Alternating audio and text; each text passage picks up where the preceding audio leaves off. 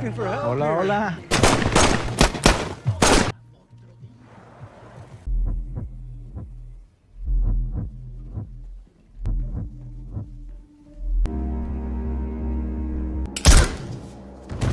Special operations, as expected, there will be more action and heat in Season 2 of Lioness. Jo's emotional collapse when speaking to her kids shows that she is having trouble with some parts of her job.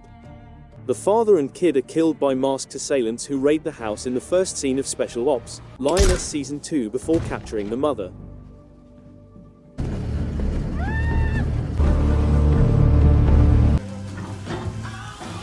for everything? Crying out loud, I was... Palace. What? Okay. 1 second. Administration's war against illegal immigration. She burns the pancake she was preparing the next day when Jo tries to make breakfast for her whole family. Her poor cooking skills are ridiculed by her husband and the girls. Neil takes the family to a neighboring waffle shop to salvage breakfast. While they happily devour their pancakes, Congresswoman Hernandez's kidnapping disturbs Jo. Against illegal immigration. I'll call federal police in Mexico and hope. Sir, look, I don't know what you want to do with it. Is there a protest today? Particularly oil. Congresswoman's wearing a tracker. They're all name over. Same guys we use. Border. We have a unit in place. Send uniforms over there. Do you want it to be messy? Hernandez has been advocating for legislation that would permit the deployment of U.S. military soldiers on U.S. soil. This exacerbates the nation's already severe illegal immigration issue. Hernandez has been kept hostage by a cartel, according to media outlets. We make our way back to Hernandez's residence, which is bustling with police activity. Hernandez has a tracker on her, as Agent Kyle finds out when he arrives. According to the tracker, she is being held at a house close to Ojinaga, Mexico. Drums, 30. There's your CIA on it. You, don't worry. Matches your eyes. I'd love... Long time, Cody. Yeah, it's been a minute. Soldier. Who do I hide behind in the gunfight? Kyle gets in touch with his boss and informs him of the latest events.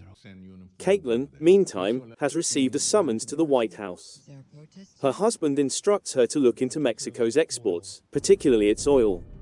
They are positive that the cartel did not organize the strike on its own initiative. Caitlin talks to Byron in the White House. Kyle and his team are already set to save the Congresswoman thanks to Byron. He updates the president and his staff on the case's progress. The choice of whether to make rescue efforts ugly is a minor one. Brian thinks the attack was carried out by China. Chin wants the US's rescue of the Congresswoman on Mexican soil to be a show. Would you like us to wait on the tree? I love you. Me okay? Charlie, you grab... Jo later calls Neil to let her know she won't be home for a while. She worries about how the treatment will turn out, but she can't tell Neil the truth. The radiator? Adam's asking for help. Hola, hola.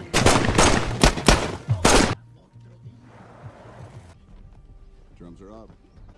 Good.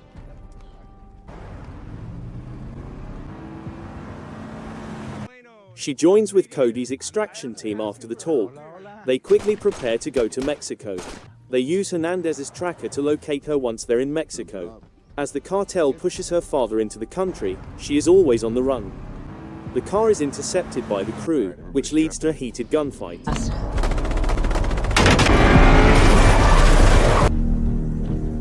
Congress.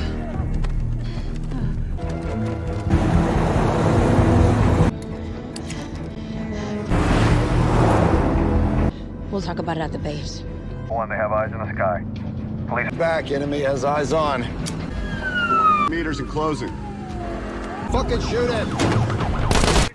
The crew goes to the exfil location after securing the Congresswoman, but they are being pursued by the local police and the cartel.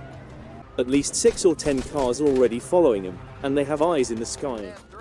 In the event that their original goals change, Kyle lacks a defined plan of action. As the team deals with the chasing cars, another round of intense gunfire erupts. They try to take him out. The group is advised to use a dirt road and head toward the river close to the border in order to depart the country. As they go, they are pursued by Mexican military vehicles, so Jo calls for air support. After driving into the river, the gang starts shooting at the military vehicles. Thankfully, air support arrives just in time to save their lives. The squad gets out of the car right away, but one of them is killed. As everyone understands how near death they were, they swim to the other side of the boundary. Neil later keeps up with the news and sees the congresswoman being saved. He recognizes his wife despite the soldiers' blurred features. While Kate stays to watch the news, John chooses to concentrate on preparing dinner. The congresswoman pleads with Joe to bring her vigilante justice back to the river. She then discusses Dean's passing with Cody. Then, she chastises Kyle for making them do a surgery without a contingency plan. Kyle informs her that there is a chance of fatality in this line of work. Since she hasn't been on the field for a while, he also questions whether she has gotten rusty. Joe calls her family and talks to her girls while trying not to cry. It is. Bye-bye.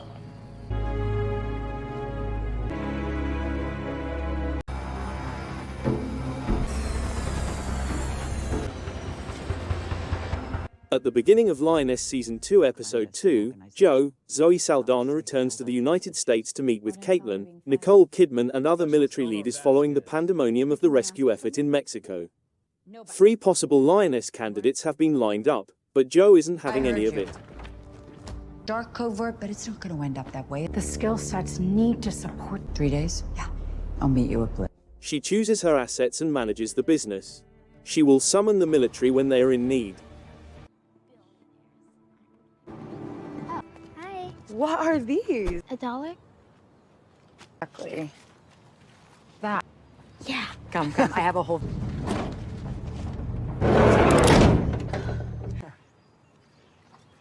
We're not strangers, Mom. They're customers. That's great. I know I can barely. I saw you. You were, You're old enough to know that. OE emphasizes to Caitlin that she must discover out how to get in before they find a lioness, since her abilities should complement the objective rather than work against it. Joe needs some time to do that. Then, Caitlin reminds Joe that everyone is paying attention how this mission plays out and allows her time before meeting her at Fort Bliss. She spends some time at home before Joe embarks on the expedition. Charlie, Celestina Harris, who is selling lemonade and some artwork with a friend, is the first person she encounters. Joe's alarm goes off when a client purchases Charlie's artwork and asks to see how she plans to display it in her van. She then switches into CIA mode, pulls out her rifle, and walks up to the van. Fortunately, the client is only demonstrating to Charlie how her artwork would appear in her vehicle. Charlie is reminded by Joe not to go off with strangers. When Kate, Hannah Love Lanier, returns home, she immediately informs her mother that she saw her on the news after the Mexico incident and inquires as to why she chose this particular career. I'm not about to learn to speak.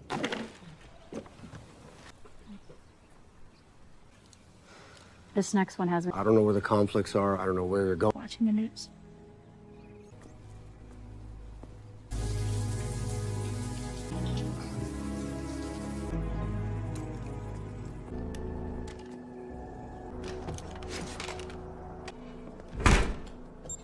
why can't you just buy a stock?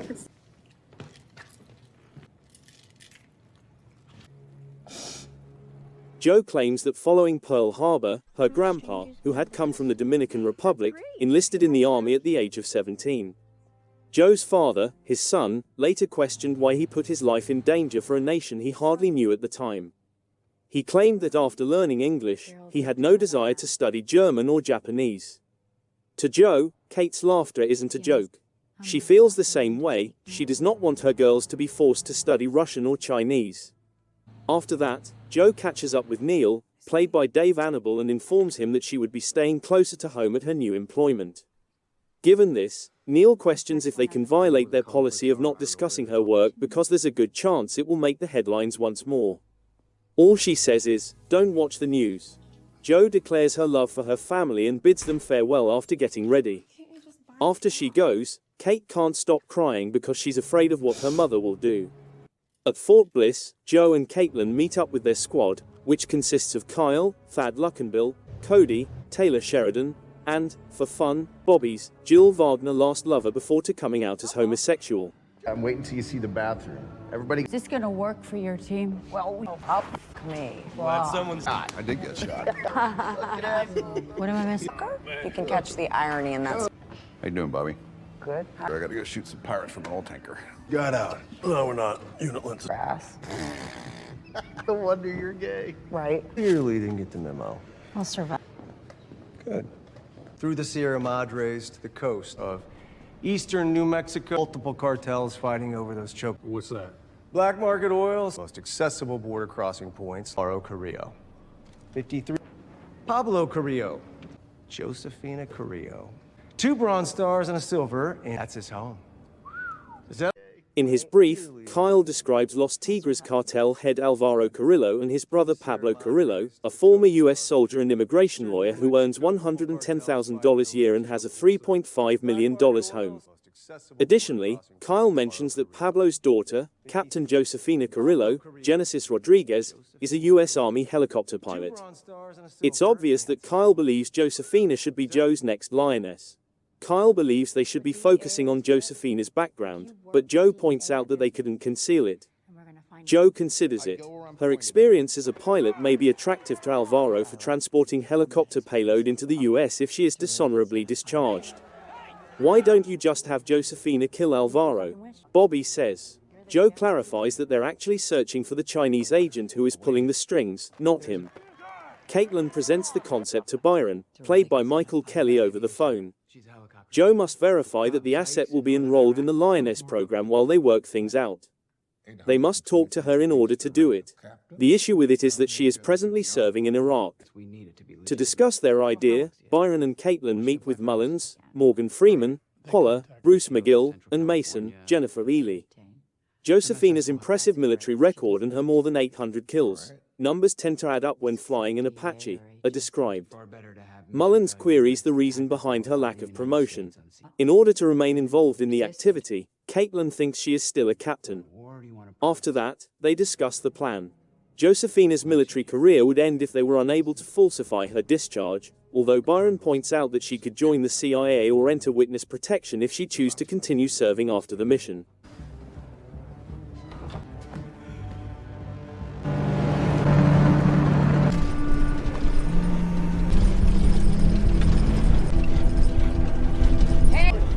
What would be in the road?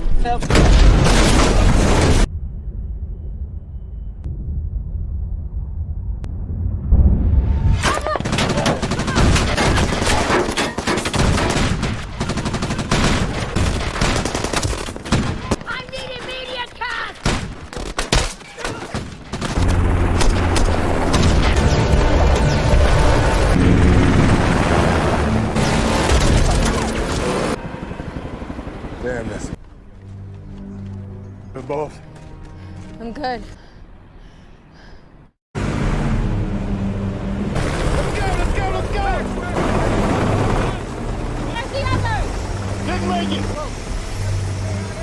Captain Carrillo! What the fuck do you... Whoa. You think I fucking choose? They just didn't notify anyone else. Hey, are you gonna call their parents? Fucking touch!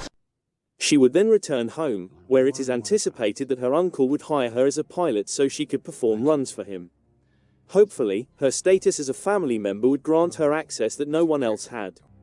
Byron refers to her as a Trojan horse since she can fly the operators that would murder their target without any training. What dangers exist, then? The main one is meddling from Homeland Security, the DEA, and the cartels. It would be preferable if the cartel found her and killed her. She would face public punishment if she is apprehended by US authorities, revealing that this was a CIA operation and alerting China to the US's involvement in an act of war. Caitlin then notes that Josefina would reciprocate if the D were to hire her. She flees as they pursue her. They shoot, and she shoots back. Mullins and his crew confer for a few minutes and then approve them. However, Mullins will undoubtedly remind Byron that he is ultimately responsible, so avoid being caught. When Caitlin announces they're going, Joe is already in Iraq, so she has to close Josefina. A gang of Iraqi terrorists attacks the convoy as Joe's escort drives over a road mine on the route to base. As the team is pinned down, Joe calls in help, which soon arrives in the shape of a chopper and swiftly destroys the enemy forces. 2 episodes and 2 significant firefights for Joe, a terrible start to the season. Joe returns to the base to speak with Josephina, the helicopter pilot. But Josephina comes out swinging, accusing Joe of ruining the situation. The two engage into a fist fight because Joe doesn't take being screamed at well. Captain Corella! What the fuck do you... Whoa, you think I fucking shoot? They just didn't notify anyone else. Hey, are you gonna call their parents? Fucking touch me! Captain! Get the highest ranking officer. Any M16s from the first fuck routine, and that's what we did! Through the double doors all the way down on the right. DOD has a dark side, Captain.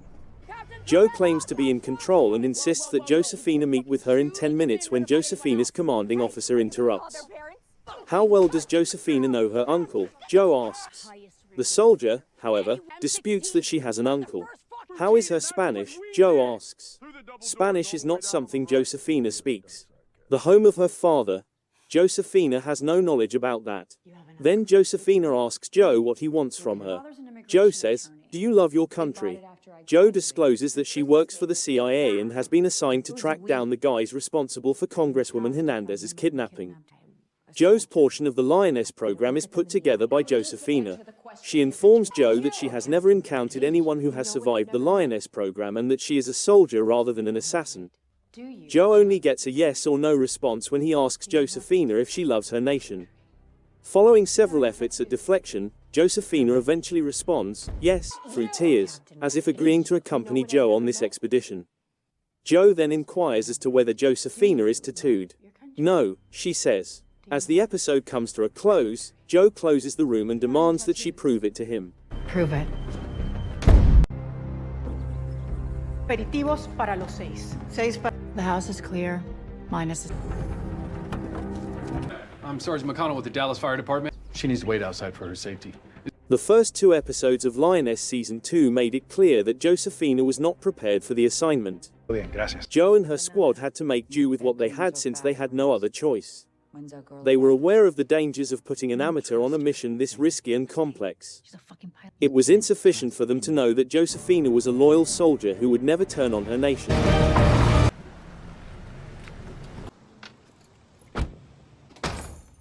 Neil? Charlie! Neil! Oh, no! Listen, Charlie's next door. Joe was terrified for her family's safety. She frequently didn't say anything to them directly, but her behavior was sufficient evidence of the ideas that plagued her. We saw in the last episode of Season 2 of Lioness that Joe was afraid the criminals would abduct and murder her family as well. She occasionally allowed her anxiousness to control her, and Neil became quite concerned when he saw how she was feeling. Even though Neil knew his wife was willingly endangering her life, he had to support her since he knew he couldn't stop her from doing anything. You said that with a Oh my God! Jesus! In this segment, in 20 minutes, I need a new assistant. What are you waiting on to happen?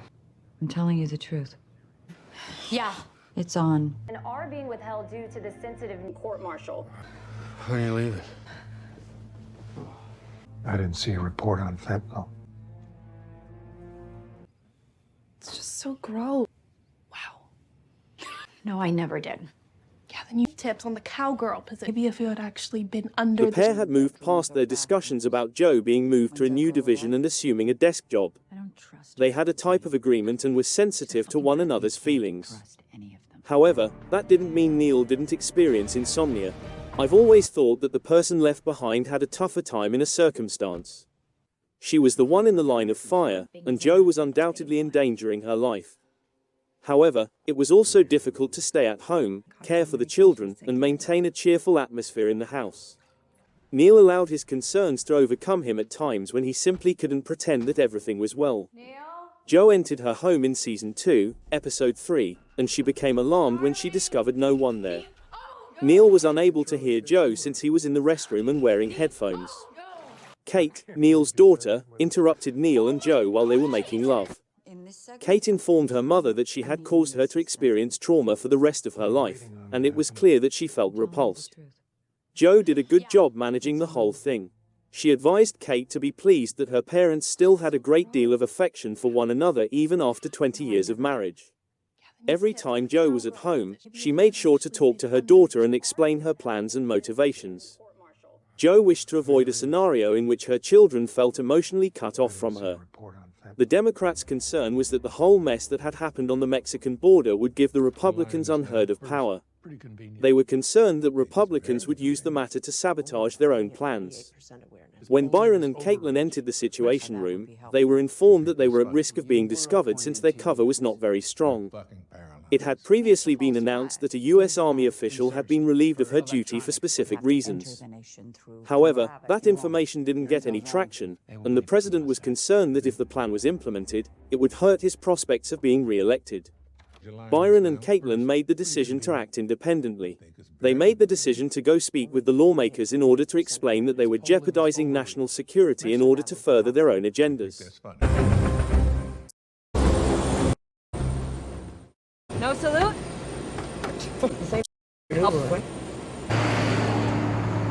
Keeps you from getting killed and, more importantly, Hey, Pablo! On the butter. 6 mile hump, bro. You fucking let me.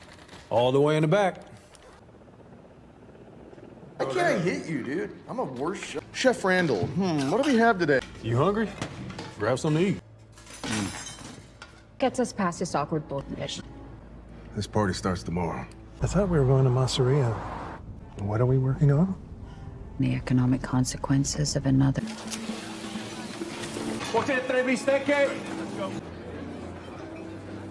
I'm a Democrat, but I'm not. Her master's at Georgetown, and what should concern you is the ones who use this kidnapping as a bulldozer. And it seems like retribution, if anything. In the third episode of Season 2, Caitlin and Byron spoke with the lawmakers and persuaded them to approve their mission. It wasn't a secret that Josephina wasn't ready for the task. Although they didn't have the luxury, Joe informed Kyle that she at least needed a month with her. The good news is that Josephina was a committed soldier who followed orders, even if she failed the simulated exam. She is treated as though she doesn't exist by the other team members. The other team members even begin disparaging at one point. The crew does make an effort to get her up to speed because she hasn't had any covered training. Pantry for dry goods by the galley. Hey! What? I'm a human being! All right, where's the new girl? You on base or in an apartment? Apartment. Let's cheat a little bit and watch them run the course of... Joe is still dubious about Josephina, though, and believes it will take them at least a month to fully train her. Joe is optimistic since Josephina does possess certain traits, such as maintaining composure under duress and obeying directions. So Joe puts her in a simulation program. what the Fed? Shoot a clear target. Go! Go! I am the opposite of jealous, Tracer. Bring up for the post. There's one in the hall. Go and shoot it! But because there are no explicit instructions, Josephina kills individuals at random in the simulation until she spots a man with a pistol to a teenager's head. She repeatedly begs him to let the girl go, but instead of shooting him, he shoots her. You don't expect anything, you just react.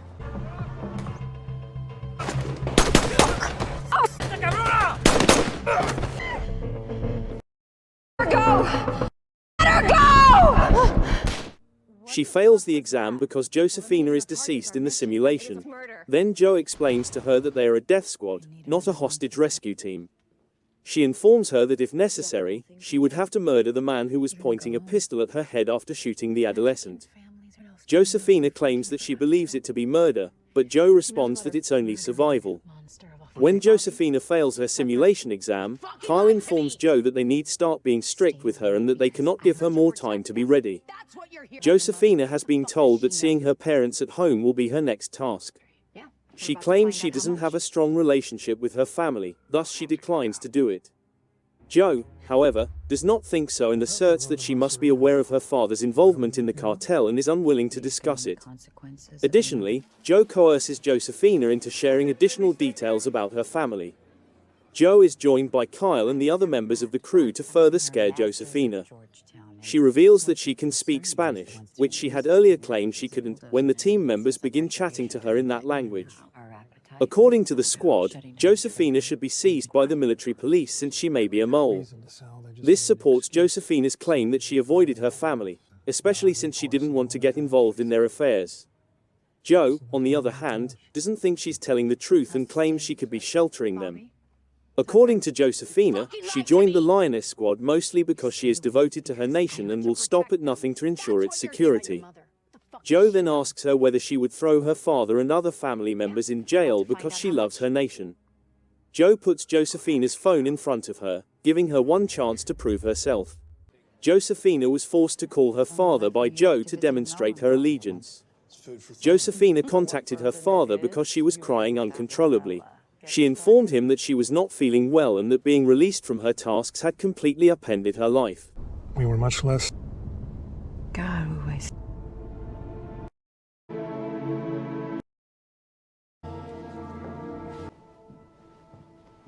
You don't believe him? I don't. Is not a phobia. And you have no idea. You do not disagree with him. There are.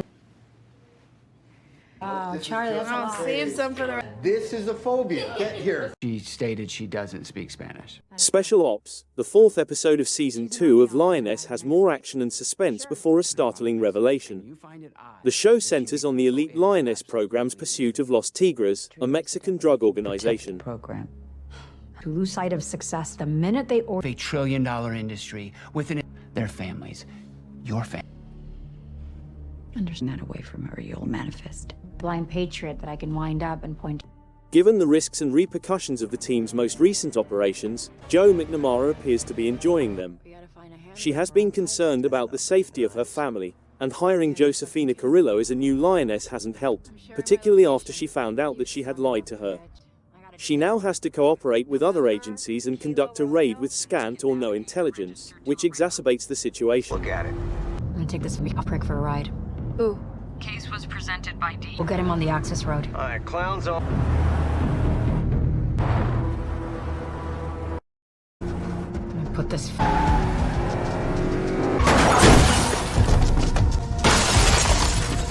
Fucking explain to. I gotta explain. Lioness Season 2 Episode 4 opens with Joe seated at the CIA. The CIA doesn't quite believe her when she recounts the events of Episode 3's last scene. Although it's not exactly the case, Joe asserts that Josephina wasn't forced to join the program. Josephina is far too vital for the people in charge to consider getting rid of her. It's about figuring out how to keep her both content and productive instead. Caitlin cautions her against taking too much authority away from a soldier who has been educated to think freely, while Joe is chastised for taking her eyes off the ball. If you're excessively restricting, no one will win. A 4x4 follows Joe on her way back. She asks Kyle, who lives nearby, to look at the plates, which belong to a special agent. The mysterious man is discovered to be collaborating with Mexican authorities when the two pursue her and block the vehicle to halt it. He demands that she understand why they have been at border control and sobs at her about how Team Lioness conducted the abduction in Episode 1. Joe won't tell him everything, contrary to what we might anticipate. The agent said that the cartel had become aware of what is happening since the rescue effort made headlines. It'll make enough difference. Whoever punches chance. I am the file. I know what the fuck that means. By the time you get on that plane.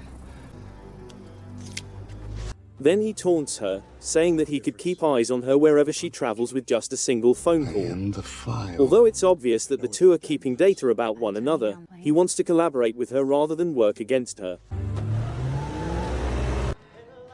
It's infested. I said complete. That's why work. I can see that. 38 BP 92 over 41. What are you doing here, Neil? Leukocytes were down. Point. Did you see a DNR? Clear? Clear! After an organ transplant procedure goes awry, we switch to Neil, who is feeling the strain at work. In addition to being handed a card, he is left to inform the parents of the deceased girl who is lying on his surgical table.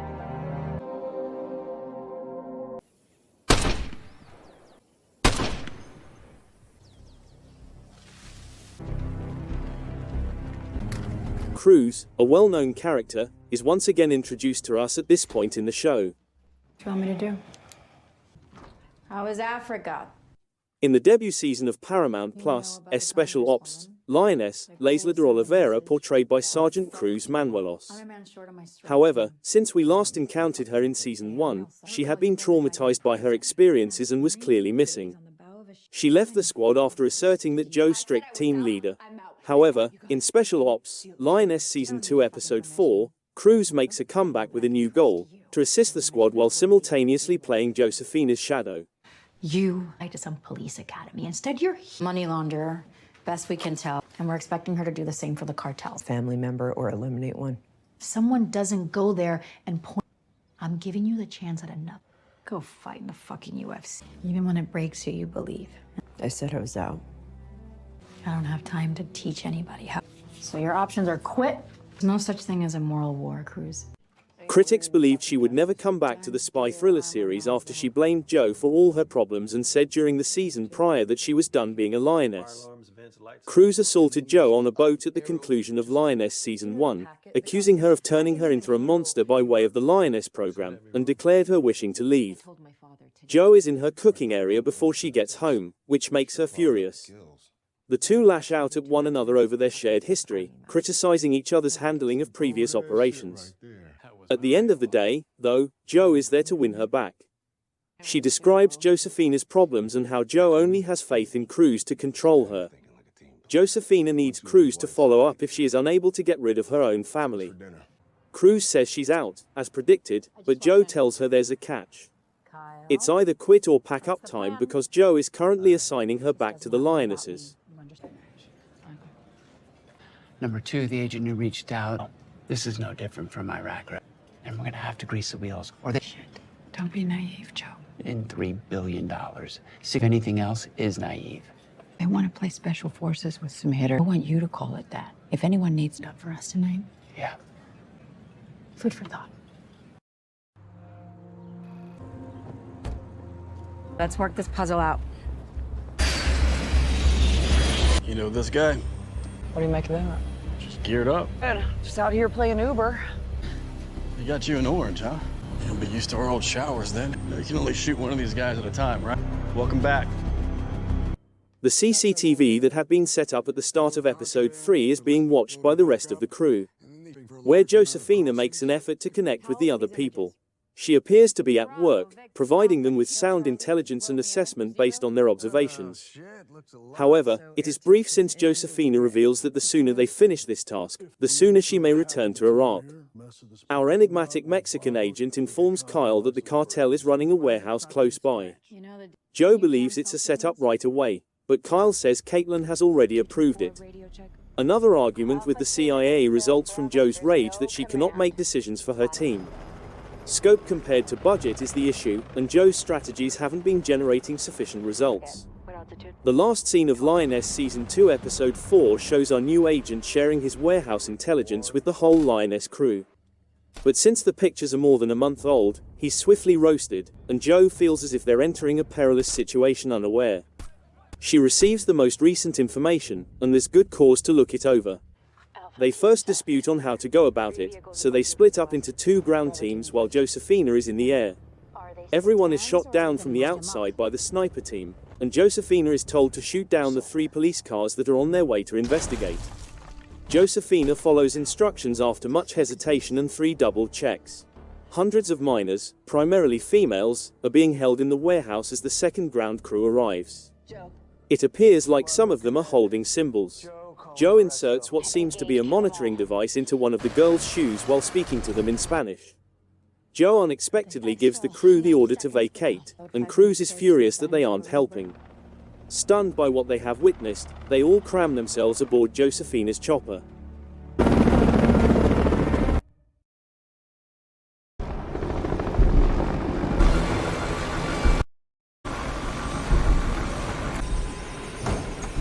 Is great. That's how to maintain you, gentlemen. That will be all. Oh, we've still got 3 Meeting you. Understood? Yes, ma'am. I didn't see my... What?! In Lioness Season 2, Josefina had requested Cruz to stay with the team and monitor Josefina's behavior because Joe was having a terrible time trusting her. Cruz had stated in the last episode that she was unwilling to provide employment for Joe, but she also didn't have many other options. Cruz examined the circumstances and concluded that sending Josefina on the mission was unsafe since she would ultimately face difficulties that were difficult to handle. Joe and the D had no idea that females would be found in that facility. It was assumed that the cartel was smuggling narcotics, and when the squad attacked the facility, they would confiscate the whole shipment. As we saw in the previous episode of Season 2 of Lioness, Joe had placed a tracker on one of the trafficking girls. Even though Joe knew that she was going against the original plan by doing this, her conscience simply wouldn't let it go. When Joe's team returned to the base, she yelled at Agent Gutierrez, telling him that she and the team had a right to know that the cartel was operating a human trafficking organization. Fortunately, there were no CCTV cameras in the area, so no one witnessed Joe and the squad execute cartel members. Westfield and Caitlin were aware that if the cartel discovered that the mission was a CIA operation, it would be unsuccessful upon arrival. Fortunately, however, the cartel thought their opponents were the ones who had plotted an assault on their stronghold. Where? Yeah. Up in the eye. Lie to them. The only person I ever loved in the eye. What's your mission now? To protect the mission. You see some of the 5% of people, they're just sheep. They will do with my family. About the 9-year-olds at the warehouse. So easy. It's easier. Believe. We just choose to fight. Wheels up. Joe found it difficult to deal with Caitlin and Westfield's desire to maintain the status quo. Joe's guilt was troubled by the idea that she had to leave those girls in dire need of assistance.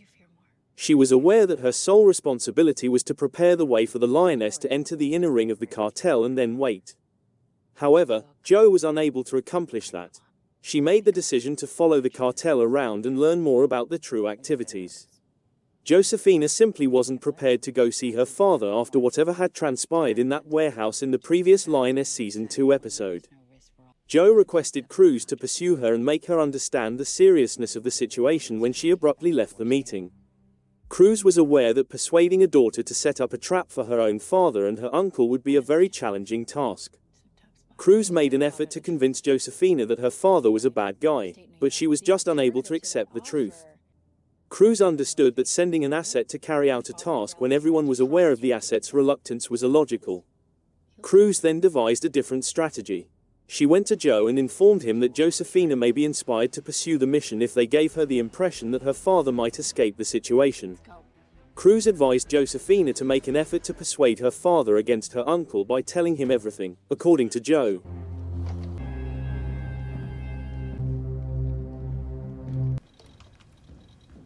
Whoa, who are those guys? If I'll get into the Wi-Fi. Who are they? Josephina's father was a businessman who aspired to make a lot of money and live a fancy life. The fundamental distinction between him and the types of persons Joe and her crew encountered in the Middle East was that he lacked any ideology and goals, which drove his behavior. The fact that the whole scheme was being altered at the last minute annoyed Joe. She was aware, however, that Cruz's plan made logic and that there could be a greater possibility of obtaining Alvaro in this manner. Josephina was informed by Joe that if her father consented to join the ship, she would ensure that he received state protection and that the family was moved to upstate New York or any other location where the CIA could ensure their safety. When Josephina informed Joe that their parents weren't going to reside in a chilly region, Joe informed her that she would not be taking her parents on a trip. Josephina was informed by Joe that it was the most favorable offer she would receive and that she should try her hardest to convince her father of the seriousness of the issue. When Josephina eventually met her father, he had a perverse view of democracy, or, for sake of argument, any forms of governance. Cruz and Josephina both grasped his meaning despite his heavy use of metaphors. Josephina didn't explain her intentions to him or why she was visiting. You would think that Josephina would alter her mind after hearing what her father had to say, but she didn't. She will soon realize, in my opinion, that Cruz was quite correct in what he informed her previously. She might be able to recognize her father for who he truly was and stop letting her feelings control her. For the purpose of finding out the whereabouts of the traffickers and where they were ferrying those young girls, Joe split the squad into two groups. One group accompanied Josephina, while the other group accompanied Joe. Joe knew that she wouldn't have a green light from them to proceed with her plan, so she hadn't told Caitlin and Westfield that she was going to pursue the traffickers. Joe was a pretty sensible person in general, and she had learned over the years to follow her reason rather than her intuition. However, circumstances were unconventional this time. She simply couldn't handle the shame of having abandoned all those girls behind. Jo made the mistake of pursuing the girls because she believed it was her responsibility to save them. I say, blunder, because of what transpired at the conclusion of the Lioness Season 2 episode, not because she violated the line of command. The smugglers were eventually apprehended by Jo and her squad, but one of them stepped forward and detonated himself, likely killing everyone in his vicinity.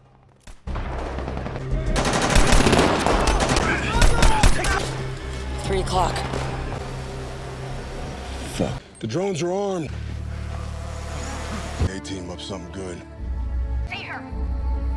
Looks like... ¡Go, policía!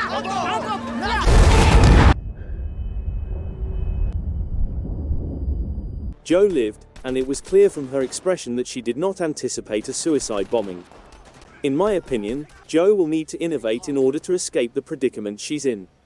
I believe that when her superiors learn about her actions, they will go crazy since they have no idea what she was up to. Jo's supervisor's reactions to learning about the attack will be revealed in the upcoming episodes, but one thing is certain, they won't be pleased.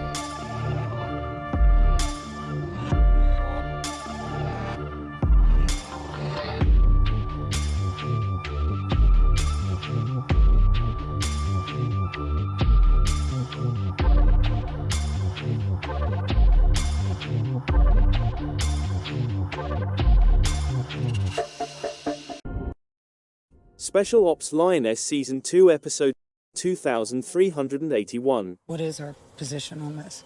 For risk of jeopardizing undercover agent.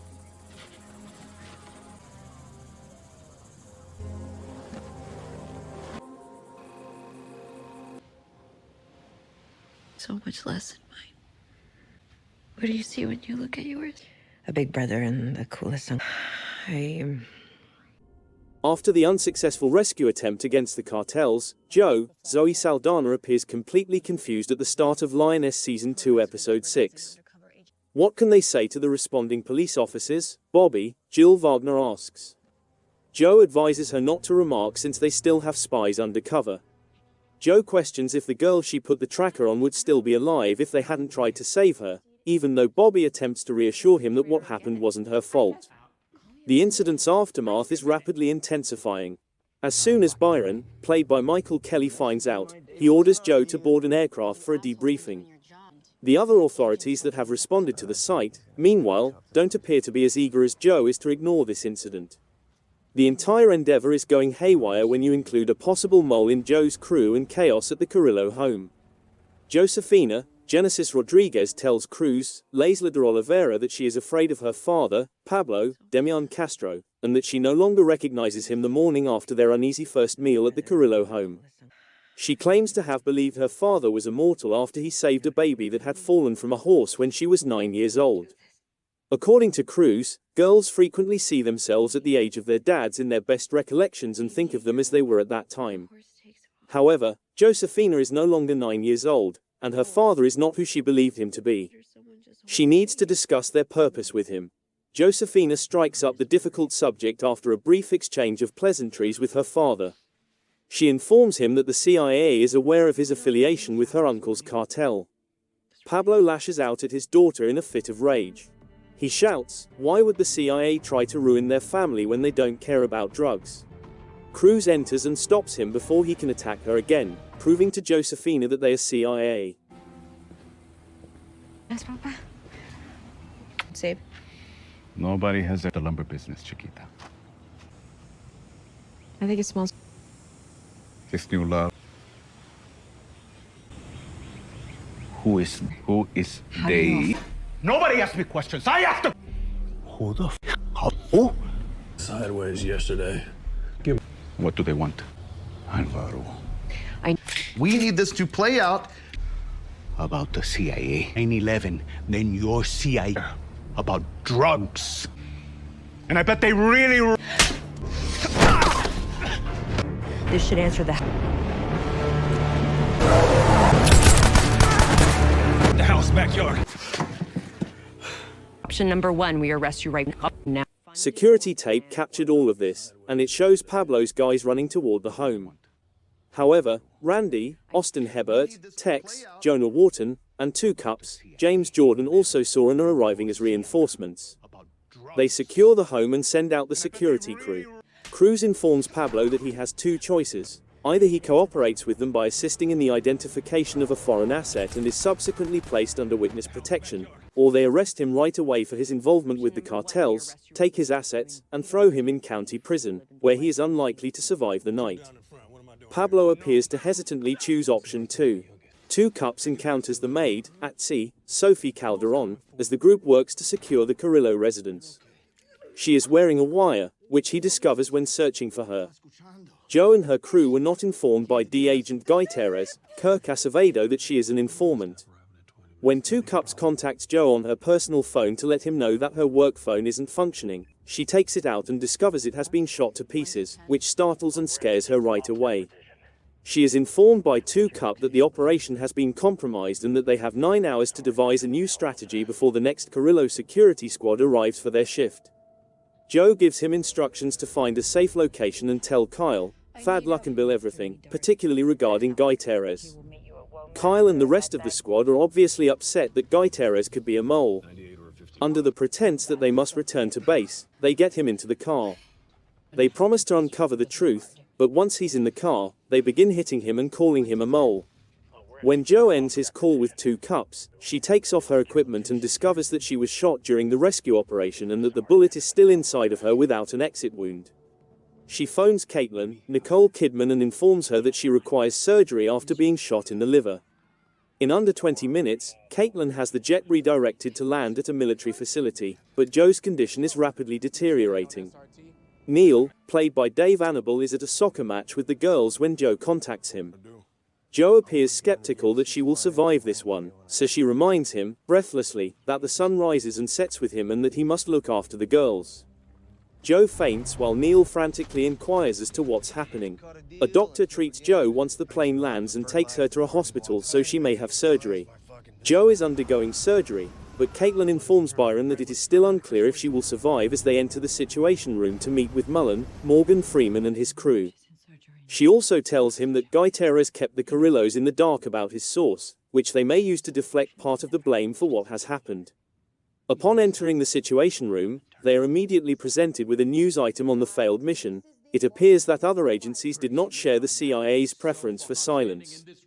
This starts a heated argument in which everyone accuses one another of being responsible for the mission's out-of-control development and drastic change from its initial plan. Mullen calms everyone down by inquiring about how they will move past this. What are the hazards and is the mission still feasible? Caitlin tells them how the failure to disclose Guy Terres' source jeopardized their Lioness mission. Even though Guy Terres is a federal agent, they are allowed to imprison him due to Code 2831, which is for treason, stating that his withholding of information can be categorized as helping an enemy of the state. As a result, they presently have Pablo in jail and Guy Terres in detention. Byron adds that they must change the mission's objective since they are unable to quit despite all the hazards. They decide to assassinate Josefina's uncle, Alvaro Carrillo, as a hard target hit rather than an undercover infiltrating operation, and they hope that the Chinese agent they're really after is with them. To tidy up when the job is finished, they will murder Pablo and Guy Terres. Mullen must leave because of the risks of this scheme in order to have deniability. It is hinted that Byron and Caitlin have the go-ahead, even though his allies claim they cannot approve such a black operations mission. At the base, Guy Terres is being tortured by Kyle and the crew in order to get information, but Caitlin takes over the investigation when she gets there. She claims that they have all of the information on Guy Terres' family and that they would divulge it if he doesn't participate, putting them in danger from the cartels. Gutierrez talks as a result, although he insists he is not a mole. For years, he had been on Carrillo, even employing the maid as an informant because she used to nanny his children. However, he didn't have her wear a wire until the CIA arrived. He claims that despite his years of observation, there is no concrete proof that Carrillo is connected to the cartel. He received his house as a bequest from the guy who constructed it, and his financial accounts are in normal condition. To make sure all of this is real, Caitlin wants Kyle to have Gutierrez take a polygraph test. If he doesn't pass, she advises Kyle to throw Gutierrez in the river. In the meanwhile, Caitlin meets Cruz and that team in Dallas with Bobby and Tucker, LaMonica Garrett. Speaking of, Pablo only stares at Josefina angrily as they keep him in a safe place. Josefina looks back at her father with equal intensity, albeit she is unable to control her tears. Go inside before you get hurt. Mom! Dad. How'd you know? Going like weeds. Or like a fungus? Top of this list is Special Ops Lioness Season 2 Episode 7 The Devil Has Aces.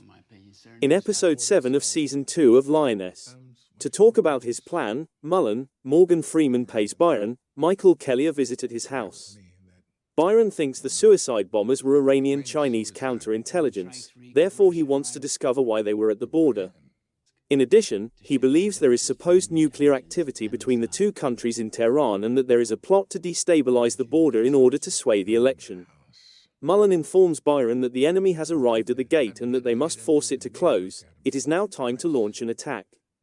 Mullen promises Byron that he will be the one to jump on the grenade for this when the time comes, but he advises him not to ask for formal clearance until after the mission has begun. Even though Zoe Saldana Destiny was left up in the air in the previous episode, we can see that she is recovering from the wound, which was caused by a piece of her cell phone rather than a gunshot. But Joe has to rest for a week in order to have the procedure to rescue her. What if that's not possible because of her job? Joe wonders. Just make sure she thinks before doing anything that could potentially reopen the wound, the doctor advises. Joe is accompanied by Neil, played by Dave Annable, to listen to everything. Joe apologizes for phoning him when she believed she was dying, but Neil is furious and declares that if Joe dies while performing his job, it will also kill him. Joe is unwilling to listen to it.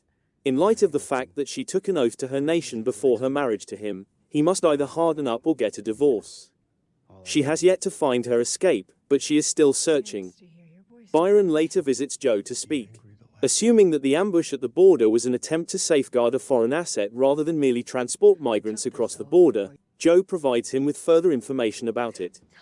Byron informs her that she will lead the expedition from Langley, but they will be going on the attack. She controls how her team is managed, therefore Joe won't have it. However, Joe isn't disposable, whereas her crew is, as Byron reminds her. After Caitlin, Nicole Kidman, Kyle, Thad Luckenbill, and the other members of the squad meet up in Dallas, they take Gutierrez, Kirk Acevedo to the safe house where Pablo Carrillo, Demian Castro is being held. They need to ask some questions.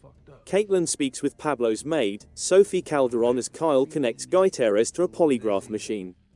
Following a series of introductory inquiries, Kyle presses Gutierrez on the subject of whether he has ever received a cash offer from a criminal organization or a representative of one. Gutierrez acknowledges that he has, but he declined the money. Kyle inquires as to why he chose not to notify his superiors or another organization about the offer. Gutierrez will not respond until he is certain that his response will remain in the room. However, he ultimately comes clean when Kyle threatens to kill Gutierrez if he doesn't respond. Because the individual who gave him the money was another D agent who Gutierrez killed, he chose not to disclose the payment. Despite all this, Gutierrez remains devoted to what he refers to as a lost cause, complaining that despite their best efforts, they are unable to disrupt the cartel's operations, mostly because of their ability to penetrate every level of the US, which allows them to get over the barriers that stand in their way. Do you really think the CIA can come in and fix the problem so easily? He says. Gutierrez is telling the truth, Kyle tells Caitlin. His story was also supported by the maid. What are they going to do now? They make the decision to relocate Pablo to a Costa Rican black site before getting back together in Langley. Kyle observes that Pablo has never once inquired about the purpose of this while flying him to Costa Rica. Caitlin then approaches Gutierrez for a conversation. He remarks that he now understands that once the CIA has their target in sight, they don't hold back. The issue is that the cartel is undoubtedly aware of what is happening. According to her, that may work in their favor by making the cartel behave reactively. She gives Gutierrez his phone and rifle back after deciding they are once again on the same team after staring him down. Cruz, Leisla de Oliveira has Josefina, Genesis Rodriguez remain at her base home as they await further orders. They get closer, both physically and emotionally, and Josefina believes Cruz might be able to temporarily ease her guilt and humiliation. However, Bobby, Jilly Wagner and the rest of the crew arrive before they can proceed. They choose to crash at Cruz's because the base does not have housing ready for them. Even if they are aware that they disrupted anything, they ignore it. Cruz assures Josefina that it's acceptable for her to lie on the bed with her when they share a room that night. Josefina questions whether she is to blame for the mission's termination. Cruz tells her no. Instead of intervening, she ought to have waited to see whether Josefina might have managed to resolve her father's situation. Joe is visited in the hospital by Caitlin. Following their argument over the mission's shortcomings, Caitlin is angry that Joe led the crew into that ambush, and Joe raises her concerns about the mission's design. Caitlin asks when Joe can be prepared, pointing out that they need a new objective. Joe tells her that she's ready to leave now. As seen by his treatment of Joe when he brings her home, Neil would not concur with that. She refuses to let him help her out of the car. In order to save Joe from having to go upstairs, she discovers that Neil had a hospital bed placed in the living room. She goes upstairs to shower, defying Joe's assertion that he is her husband and not her doctor. As soon as Joe exits, Neil enters, irritated that a car is waiting outside to drive him to work. She interrupts him before he can make his point, which is that Joe cannot be obstinate about the health dangers. She tells him about their youngest daughter, who was kidnapped and sold into slavery, and how she saw a suicide bomber set off a bomb and murder the child in front of her. After that, she won't sleep and she can't. Making sure it doesn't happen again is her goal. As Joe gets to Langley, Byron and Caitlin are being briefed about 2 Chinese scientists who are about to be sent to Iran, most likely to assist with their nuclear program. According to Byron, the scientists' transportation in Iran is part of their new mission to demonstrate to China and Iran the extent of US might. Josefina is going to fly Joe's squad in to carry out the strike. Joe demands she accompany them. Byron instructs her to watch and counsel solely, but Caitlin advises her to be aware of her boundaries and avoid being a liability. Caitlin will travel to Costa Rica to handle the Carrillo matter in the interim. Cruz and Josefina are alerted of the new assignment when they wake up the next morning, interrupting another precious moment. Joe greets them as they arrive at the airport and warns them that things will get fiery. Josefina questions Joe about her involvement in this situation. Josefina will have the opportunity to save the day by demonstrating her true flying prowess. Joe phones Neil before takeoff, and Neil soon realizes she is going to board an aircraft for a new assignment. He queries what he should say to their girls in the event that she passes away from her wounds or from any other threat that may arise. In the end, Joe claims he can tell them anything he wants. Before hurling his phone and cutting the call short, Neil, furious, says she must determine if she will ever be able to prioritize her kids as they should be if Joe does return home. As she boards the aircraft, it's not the farewell Joe desired. The Los Tigres cartel Get people I love in the eye. Till they're whole Los Tigres. And in China, that we aren't the only nation. Lioness Season 2 Episode 8 begins with the confluence of the Turkey, Iraq, and Iran borders. Tracking a chopper that is set to arrive, Taylor Sheridan's character Cody Spears is positioned in full camouflage. Joe is already at her physical limit before they even start, while Joe, Bobby, Josefina, and Cruz are following up in tanks. They return to the American base where Joe and Josefina first met in Episode 2. Joe insists on bringing a gun with her as the crew is trying to get ready. Keep in mind that she was informed in Episode 7 that she was just permitted to watch and offer advice. In the meantime, Josefina's former commander believes she is insane for piloting an unfamiliar aircraft with just one door gunner and no flight plan. Cruz will accompany her, and the two agree to talk if they survive the new assignment. They brief the team. In essence, they have around 2 hours to reach an outpost in order to stop the invasion. Although there is some support, it is either lacking or has been harmed in Afghanistan. Nearly all of the enemy's equipment and training match that of the Lionesses. Joe has already been informed that damage must occur in Iran, even though the border with Iraq is barely 2 kilometers away. Skyhawk is the official name of the operation. Brian and Caitlin come up where Kyle is in an attempt to speak with Pablo. All of his financial accounts worldwide, including his kid trusts, have been blocked. According to Caitlin, they are coming to get rid of the threat to US national security, which is really his brother. What they seek is Pablo's confidence to assist them, which they would then tirelessly protect. The two seduce Pablo when he falters by offering him the freedom he has in the United States with the security he has in Mexico. Caitlin and Brian want to meet Pablo the next morning, so Pablo is forced to phone Alvaro. They guarantee him $300 million in advance, with more funds to be provided. Edwin, in the meantime, summons the chief of staff to brief him on a developing situation. In essence, Iran's nuclear capabilities are being activated by 2 Chinese nuclear experts who are traveling to Isfahan nuclear base with supplies or knowledge. This is unknown to the president. Have the authority. None of us. Intervening is the loss, is all mine. What, we're not using a drone? Meanwhile, nuclear scientists across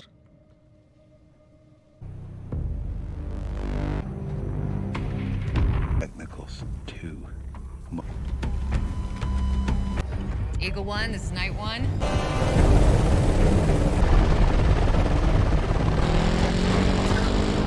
For the first time, we witnessed a cartel breach the US border and kidnap a congresswoman in Lioness Season 2. The lawmaker was transported to Mexico and held hostage after her family was slaughtered. Byron and his colleagues quickly realized that the cartel's goal was more than simply to abduct the congresswoman. They had hidden agendas, and it quickly became apparent that China was supporting them and providing them with a variety of supplies and assistance. The person who was collaborating extensively with the Chinese was Alvaro Carrillo, who was the leader of the Los Tigres cartel. The US was home to Alvaro's brother, Pablo, who had a pretty lavish lifestyle.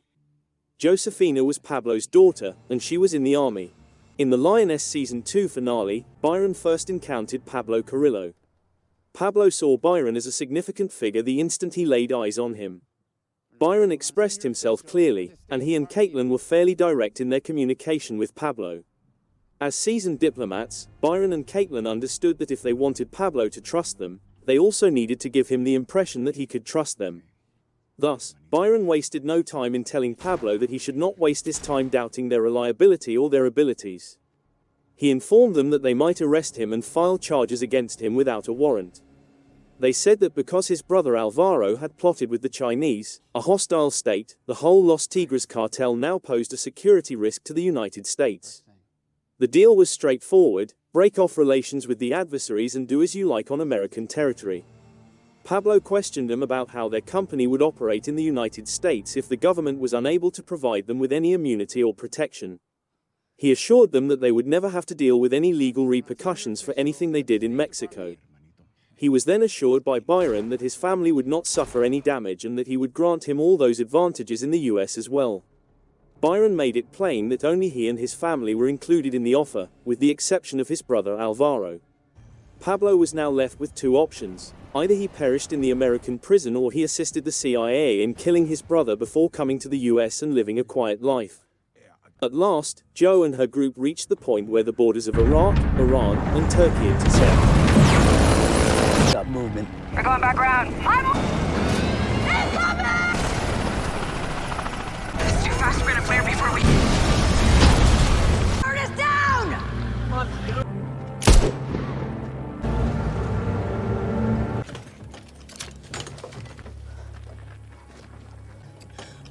Try to come my way. It's okay. It's bad. Sword 3-2, be advised. Enemy bigs approaching north and south. The objective, the type of opponent they were up against, the projected time of arrival of the reinforcement in case things didn't work out as planned, and the hazards involved were all explained to them. Joe was quite clear that she and her co-workers would head to the combat if their initial strike didn't work out. The helicopter was shot down by a tank after they had successfully destroyed a handful of vehicles. Cruz and Josefina survived, although their injuries were severe. Josefina's left leg wasn't feeling well, so she was unable to move. With their distance camouflage, the snipers seized control and let Josefina and Cruz to shelter behind a boulder. After learning of the strike, the Iranian soldiers departed their base in full force. Joe's crew also made it in time, but they were decimated by the enemy. Joe and her squad bravely battled while actually risking their lives. However, the fighter aircraft pounded the Iranian tanks, and the US CAS crew arrived on schedule. Although the operation was successfully completed, everyone was aware that it was entirely dependent on chance and that things could have gone any way. It's all clear when 4 vehicles depart the hostile camp. Josefina and Cruz launch an aerial assault on the enemy convoy while Sheridan's character traverses the broad plains in what is essentially an army dune buggy. Their chopper has been struck and is crashing. They prepare to collide with the earth, with Cody at a nearby sniper post attempting to eliminate whoever was still standing in the convoy. Bobby and the on-ground crew are ordered to advance. Caitlin and the others are brought to an airstrip to meet Alvaro. Everyone is forced to exit the vehicle before they reach his property, which results in a gunfight. The automobiles start to move in as Pablo calms things down. Pablo shoots Alvaro in the face after Brian slips a pistol into his pocket, eliminating the other members of his goons in the process. The surviving men are informed by Pablo that the Chinese captive is CIA property and that the cartel has a new leader. Cruz emerges from the collision in Iran. Although she is unable to walk, Josefina is also alive. Joe and his squad are summoned back to base, leaving him totally vulnerable to approaching enemy vehicles. She tells Bobby that they must arrive first and disregard the directives. A gunfight breaks out before they can reach the accident scene since they are vastly outnumbered. Cody's abilities are limited, and the others are being destroyed. Once the opposing vehicles are disabled, Cody suggests that they retreat, leaving the snipers to cover. Meanwhile, a fresh tank strikes them. They get it out alive, but the ground-based opponents know where they are. While Joe looks for the aircraft, they walk. The entire outpost moves in to launch a foot assault as the squad reorganizes. Edwin watches as Cody informs Joe they must relocate, and he is told to phone the president. There are still 5 minutes to back up, and more enemy forces are arriving. As opponents flood in, the crew begins to get shot one by one. Josefina is left screaming in agony as Joe runs out of ammunition.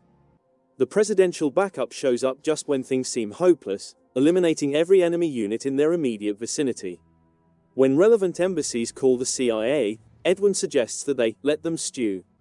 The Lionesses have sustained some severe, perhaps fatal injuries, yet no one has perished. Joe is left in a very emotional condition as a result of the massive cleanup effort.